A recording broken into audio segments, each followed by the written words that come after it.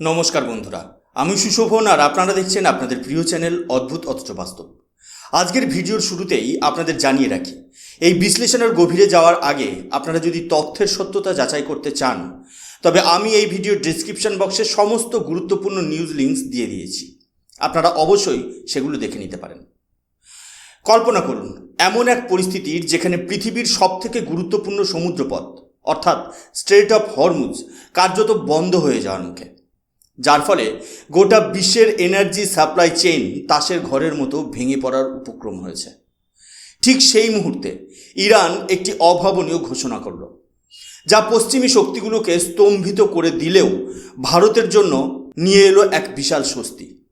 Iran স্পষ্ট জানিয়ে দিয়েছে, আমেরিকা বা ইউরোপের জন্য পথ বন্ধ থাকলেও ভারতের তেলের ট্যাঙ্কারগুলো থাকবে সম্পূর্ণ সুরক্ষিত। রাশিয়ার পর এবার ইরানও ভারতের দিকে সাহায্যের হাত বাড়িয়ে দিয়েছে। আজকের এই ভিডিওতে আমরা বিশ্লেষণ করব কিভাবে পশ্চিম এশিয়ার এই বিধ্বংসী জিওপলিটিক্যাল কনফ্লিক্টের মাঝেই ভারত তার কৌশলী কূটনীতির মাধ্যমে নিজের জ্বালানি সুরক্ষা নিশ্চিত করেছে, কেন অস্ট্রেলিয়া এবং কানাডার মতো দেশগুলোও এখন ভারতকে এলএনজি বা লিকুইড ন্যাচারাল গ্যাস বিক্রির জন্য লাইন দিচ্ছে, এবং এই সব কিছুর মাঝে ভারতের অভ্যন্তরীণ বাজারে কেন গ্যাসের দাম আচমকা বেড়ে গেল। এই প্রতিটি প্রশ্নের উত্তর খুঁজব আমরা আজকের এই বিশেষ প্রতিবেদনে। তাই ভিডিওটি একদম শেষ পর্যন্ত অত্যন্ত মন দিয়ে শুনুন, কারণ আজকের বিশ্লেষণটি ভারতের ভবিষ্যতের এনার্জি সিকিউরিটির এক দালিলিক প্রমাণ হতে চলেছে।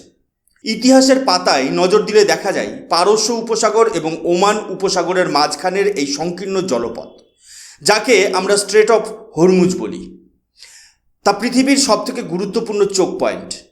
বিশ্বের মোট ব্যবহৃত তেলের প্রায় 20% এবং লিকুইড ন্যাচারাল গ্যাসের 1/3 এই পথ দিয়েই প্রবাহিত হয়। ঐতিহাসিকভাবে ইরান এবং আমেরিকার মধ্যে স্নায়ুযুদ্ধ দীর্ঘদিনের।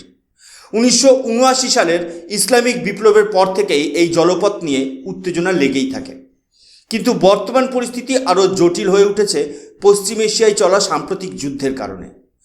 ইসরায়েল এবং তার মিত্র দেশগুলোর বিরুদ্ধে ইরান যখন রণংদেহী মূর্তি ধারণ করেছে, তখন তারা তাদের সবথেকে শক্তিশালী অস্ত্রটি ব্যবহার করার সিদ্ধান্ত নিয়েছে, আর তা হলো এই আন্তর্জাতিক বাণিজ্য পথটি অবরোধ করা। ইরানের রিভলিউশনারি গার্ড বা আইআরজিসি সাফ জানিয়ে দিয়েছে, যারা ইরানের সার্বভৌমত্বকে চ্যালেঞ্জ করবে তাদের কোনো বাণিজ্যিক জাহাজ এখান দিয়ে যেতে দেওয়া হবে না। কিন্তু এখানেই ভারতের জন্য একটা বড় ডিপ্লোম্যাটিক ভিক্টরি তৈরি হয়েছে। ইরান জানে যে ভারতের সঙ্গে তাদের সম্পর্ক কেবল তেল কেনা বেচার নয়, বরং চাবাহার পোর্টের মতো কৌশলগত প্রজেক্টের মাধ্যমে ভারতের সঙ্গে তাদের এক গভীর বন্ধন রয়েছে। ইরান তার এই সিদ্ধান্তে ভারতকে আলাদা করে সুবিধা দেওয়ার মাধ্যমে আসলে পশ্চিমী দেশগুলোকে বুঝিয়ে দিল যে এশিয়ার শক্তিগুলোর সঙ্গে তাদের কোনো সংঘাত নেই। যখনই ভারতের সংকটের কথা আসে, তখনই রাশিয়ার ভূমিকা সবসময়ই উল্লেখযোগ্য থাকে। এই বাক্যটি আজ আন্তর্জাতিক মহলে ধ্রুব সত্যে পরিণত হয়েছে। ঐতিহাসিকভাবে ভারত এবং রাশিয়ার সম্পর্ক কোনো সামরিক লেনদেনের উপর দাঁড়িয়ে নেই, বরং এটি কয়েক দশকের এক অবিচ্ছেদ্য জিওপলিটিক্যাল ব্রাদারহুড। বর্তমানে বিশ্ব পরিস্থিতিতে প্রেসিডেন্ট ভ্লাদিমির পুতিন যখন বিশ্বমঞ্চে অনেকটা কোণঠাসা, ঠিক সেই সময় তিনি ভারতকে একটি অভাবনীয় বার্তা দিয়েছেন। ক্রেমলিন থেকে স্পষ্ট জানিয়ে দেওয়া হয়েছে যে ভারতকে জ্বালানির অভাবে একদিনও থমকে যেতে দেওয়া হবে না। ভারত চাইলে তাদের থেকে আনলিমিটেড অয়েল সাপ্লাই বা অসীম তেল সরবরাহ নিশ্চিত করতে পারে। কিন্তু বন্ধুরা, এর পেছনের আসল চমকপ্রদ খবরটি আপনাদের আরও শিহরিত করবে।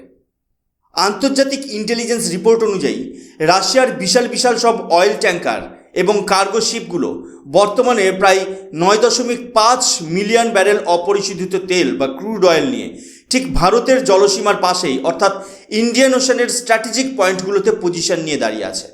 একে বলা হয় ফ্লোটিং স্টোরেজ। অর্থাৎ এই বিপুল পরিমাণ তেল কোনো পাইপলাইন বা সুদূর রাশিয়া থেকে আসার অপেক্ষায় নেই, বরং তা ভারতের দোরগোড়ায় এসে কড়া নাড়ছে। ভারত যদি আজ সবুজ সংকেত দেয়, তবে কয়েক সপ্তাহের মধ্যেই নয়, বরং কয়েক দিনের মধ্যেই এই তেলের ডেলিভারি ভারতের বিভিন্ন সংশোধনাগার বা অয়েল রিফাইনারিজে পৌঁছে যাবে। এই 9.5 বিলিয়ন ব্যারেল তেল ভারতের জরুরি তেলের চাহিদা মেটাতে কতটা গুরুত্বপূর্ণ তা আমাদের সাধারণ ভাবনার বাইরে। আপনাদের একটু অতীতের দিকে তাকাতে হবে।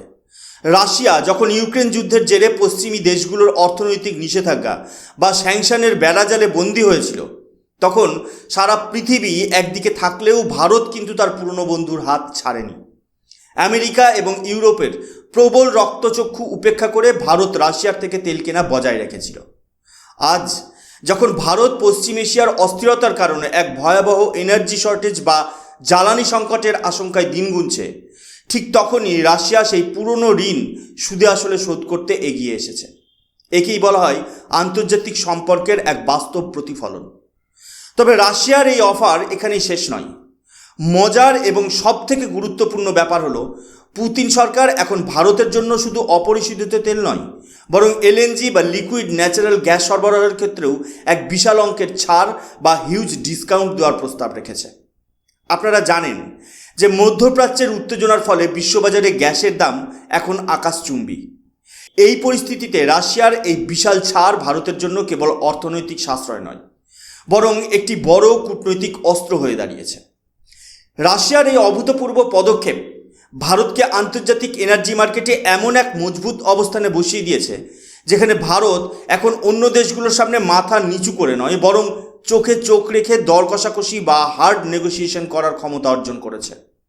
ভারত এখন বিশ্বকে বুঝিয়ে দিচ্ছে যে আমাদের হাতে বিকল্পের অভাব নেই।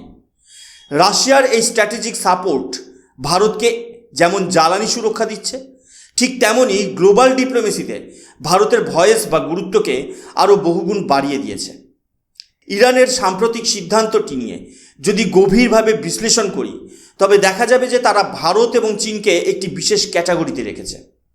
চীন ইরানের তেলের সবথেকে বড় খরিদ্দার, তাই তাদের উপর নিষেধাজ্ঞা জারি করা ইরানের অর্থনীতির জন্য আত্মঘাতী হতো। কিন্তু ভারতের ক্ষেত্রে বিষয়টা একটু ভিন্ন। ভারত গত কয়েক বছর ধরে আমেরিকার নিষেধাজ্ঞার চাপে ইরান থেকে তেল কেনা অনেকটাই কমিয়ে দিয়েছিল। তবুও ইরান কেন ভারতকে এই সুবিধা দিচ্ছে? এর পেছনে প্রধানত তিনটি কারণ রয়েছে। প্রথমত, ভারতের বিশাল বাজার। ইরান জানে ভবিষ্যতে যদি তারা পুনরায় বিশ্ববাজারে মূলধারায় ফিরতে চায়, তবে ভারতের মতো ক্রমবর্ধমান অর্থনীতির দেশই হবে তাদের প্রধান অংশীদার। দ্বিতীয়ত, স্ট্র্যাটেজিক অটোনমি। ভারত সবসময় একটি নিরপেক্ষ এবং স্বতন্ত্র বিদেশ নীতি বজায় রাখে, যা ইরান ভীষণ পছন্দ করে। তৃতীয়ত, পশ্চিমী প্রভাব কমানো। ইরান চায় এশিয়ান কনজিউমাররা যেন পশ্চিমী শক্তির উপর নির্ভরশীল না থেকে সরাসরি ইরানের সাথে হাত মেলায়।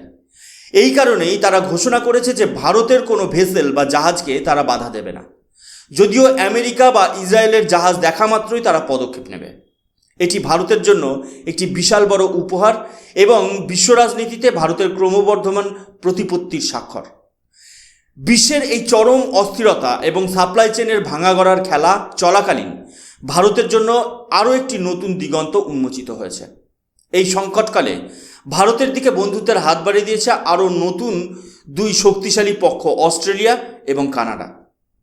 বন্ধুরা, আমাদের বুঝতে হবে ভারতের এনার্জি বাকেট বা জ্বালানির ঝুড়ি এতদিন কতটা একতরফা ছিল।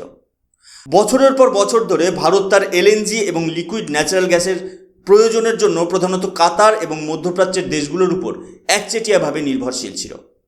কিন্তু বর্তমানের এই যুদ্ধকালীন পরিস্থিতিতে যখন স্ট্রেট অফ হরমুজ বা হরমুজ প্রণালী নিয়ে চরম অস্থিরতা তৈরি হয়েছে, তখন কাতারের মতো দেশগুলো থেকে গ্যাস নিয়ে আসা অনিয়মিত হয়ে পড়ার এক প্রবল সম্ভাবনা দেখা দিয়েছে। আর ঠিক এই সংকটের মুহূর্তেই দৃশ্যপটে প্রবেশ করেছে অস্ট্রেলিয়া। আপনাদের জানিয়ে রাখি, অস্ট্রেলিয়া বর্তমানে বিশ্বের শীর্ষ 3টি এলএনজি রপ্তানিকারক দেশের একটি। তারা প্রতি বছর প্রায় 80 থেকে 82 মিলিয়ন টন গ্যাস সারা বিশ্বে সরবরাহ করে। মজার ব্যাপার হলো, ঐতিহাসিকভাবে অস্ট্রেলিয়ার এই গ্যাসের প্রধান গন্তব্য ছিল জাপান, দক্ষিণ কোরিয়া এবং চীনের মতো এশিয়ান মার্কেটগুলো। কিন্তু বর্তমানে ভূরাজনৈতিক সমীকরণ এমনভাবে বদলেছে যে অস্ট্রেলিয়া এখন তাদের এই রুট পরিবর্তন করে ভারতের বিশাল বাজারের দিকে পূর্ণ গুরুত্ব দিচ্ছে। তারা ভারতকে সরাসরি এবং দীর্ঘমেয়াদী গ্যাস সরবরাহের প্রস্তাব দিয়েছে। এটি ভারতের জন্য কেন গুরুত্বপূর্ণ? কারণ কাতার যখন সংকটে পড়বে, তখন অস্ট্রেলিয়ার এই স্থিতিশীল সাপ্লাই চেইন ভারতের শিল্পায়ন এবং বিদ্যুৎ উৎপাদনকে সচল রাখবে। একইভাবে যদি আমরা পশ্চিম গোলার্ধের দিকে তাকাই, তবে দেখব কানাডাও এই দৌড়ে ভারতের পাশে এসে দাঁড়িয়েছে। কানাডা এতদিন তাদের ন্যাচারাল গ্যাস মূলত আমেরিকার কাছেই বিক্রি করত, কিন্তু এখন তারা তাদের ব্রিটিশ কলম্বিয়া বা ব্রিটিশ উপকূলে একটি বিশাল মাপের এলএনজি এক্সপোর্ট টার্মিনাল গড়ে তুলেছে, যার মূল লক্ষ্য হল ভারতের মতো উদীয়মান শক্তিগুলোকে জ্বালানি সরবরাহ করা। কানাডার এই অফারটি ভারতের জন্য একটি বড় গেম চেঞ্জার হতে পারে। কানাডা এবং অস্ট্রেলিয়ার এই সম্মিলিতভাবে ভারতের দিকে এগিয়ে আসা কেবল একটি সাধারণ বাণিজ্যিক চুক্তি নয়, বরং এটি ভারতের জন্য এক দীর্ঘমেয়াদী সমাধান বা লং টার্ম স্ট্র্যাটেজিক সলিউশন।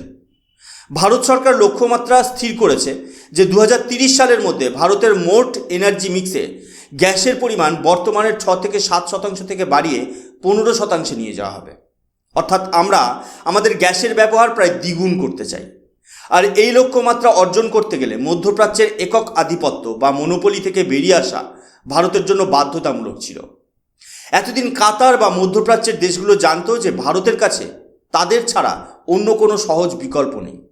কিন্তু এখন অস্ট্রেলিয়া এবং কানাডার প্রবেশের ফলে সেই একাধিপত্য ভেঙে চুরমার হয়ে গিয়েছে।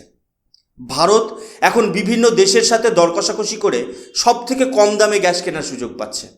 এটা শুধু একটা ব্যবসায়িক লেনদেন নয়, বরং একে বলা যেতে পারে এক নতুন এনার্জি ব্লক বা জ্বালানি জোটের আত্মপ্রকাশ, যেখানে একদিকে রাশিয়ার তেল আর অন্যদিকে অস্ট্রেলিয়া কানাডার গ্যাস মিলে ভারতকে এক দুর্ভেদ্য এনার্জি সিকিউরিটি প্রদান করছে। এই নতুন বৈচিত্র্যময় উৎস বা ডাইভার্সিফিকেশন অফ সোর্স ভারতকে এমন এক আত্মবিশ্বাস দিচ্ছে যে মধ্যপ্রাচ্যে যদি কাল যুদ্ধ আরও ভয়াবহ রূপ নেয়, তাহলে ভারতের ঘরোয়া উনুন বা কলকারখানা কোনোভাবেই বন্ধ হবে না।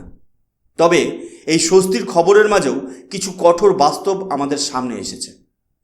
আন্তর্জাতিক স্তরে ভারত সুবিধা পেলেও দেশের ভেতরে এই পরিস্থিতির প্রভাব পড়তে শুরু করেছে।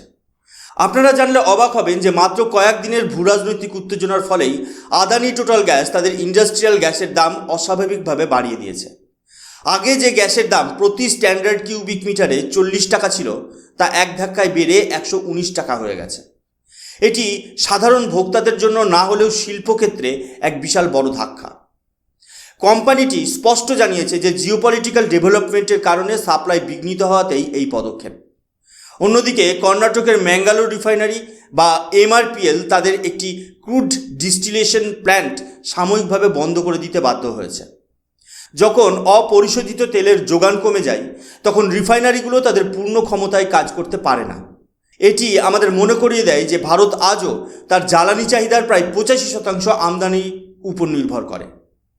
বাইরে থেকে তেলের অফার এলেও তা সময় মতো পোর্টে না পৌঁছালে দেশের উৎপাদন ব্যবস্থা থমকে যেতে পারে। এতগুলো ঘটনার ঘনঘটা থেকে একটা বিষয় পরিষ্কার: ভারত এখন বিশ্ব রাজনীতিতে একটি গ্লোবাল পাইভট বা কেন্দ্রীয় শক্তিতে পরিণত হয়েছে। একদিকে রাশিয়া তাকে বন্ধু ভাবছে, অন্যদিকে ইরান তাকে ছাড় দিচ্ছে, আবার আমেরিকা বা পশ্চিমী দেশগুলোর মিত্র অস্ট্রেলিয়া কানাডাও ভারতের দিকে হাত বাড়াচ্ছে। এর কারণ ভারতের বিশাল জনসংখ্যা এবং ক্রমবর্ধমান শিল্পায়ন। ভারত এখন বিশ্বের দ্রুততম ক্রমবর্ধমান অর্থনীতির দেশ। যে দেশ ভারতকে এই সংকটের সময়ে জ্বালানি দিয়ে সাহায্য করবে, তারা ভারতের পরবর্তী 20 থেকে 30 বছরের বাজারের দখল পাবে। ভারত সরকারের বর্তমান রণনীতি হলো কোনো একটি নির্দিষ্ট ব্লকের উপর নির্ভর না করা। ভারত যেমন রাশিয়ার থেকে সস্তায় তেল কিনছে, তেমনই অস্ট্রেলিয়ার সাথেও গ্যাসের চুক্তি করছে। একেই বলা হয় ডাইভার্সিফিকেশন অফ সোর্স। এই বহুমুখী রণনীতি ভারতকে আজকের এই সংকটময় পরিস্থিতিতেও ভেঙে পড়তে দেয়নি। যদিও অভ্যন্তরীণ বাজারে সাময়িক কিছু সমস্যা দেখা দিয়েছে, কিন্তু দীর্ঘমেয়াদী পরিকল্পনায় ভারত এখন অনেক বেশি সুরক্ষিত। পরিশেষে বলা যায়, জ্বালানি নিয়ে এই বিশ্বযুদ্ধ বা এনার্জি ওয়ার সহজে থামার নয়। তবে ভারত তার বুদ্ধিমত্তা এবং নিরপেক্ষ বিদেশ নীতির মাধ্যমে যেভাবে একের পর এক বাধার দেওয়াল টপকাচ্ছে, তা প্রশংসার দাবি রাখে। রাশিয়ার 9.5 মিলিয়ন ব্যারেল তেল এবং ইরানের হরমুজ প্রণালী খুলে দেওয়ার সিদ্ধান্ত ভারতকে এক বড় বিপর্যয়ের থেকে বাঁচিয়ে দিয়েছে। তবে আমাদের মনে রাখতে হবে, পরনির্ভরশীলতা কমানোর জন্য আমাদের আরও দ্রুত রিনিউয়েবল এনার্জি বা নিজস্ব মজুত ভাণ্ডারের দিকে নজর দিতে হবে। আজকের এই পুরো পরিস্থিতি নিয়ে আপনার কি মতামত? ইরান কি সত্যিই নিঃস্বার্থভাবে ভারতকে সাহায্য করছে, নাকি এর পেছনে তাদের কোনো গভীর চাল রয়েছে? কমেন্ট সেকশানে আপনাদের মূল্যবান মতামত অবশ্যই জানাবেন। ভিডিওটি ভালো লাগলে লাইক এবং শেয়ার করতে ভুলবেন না। আর ভূরাজনীতির এমন সব রোমাঞ্চকর এবং গভীর বিশ্লেষণের জন্য সাবস্ক্রাইব করুন অদ্ভুত অথচ বাস্তব চ্যানেলকে।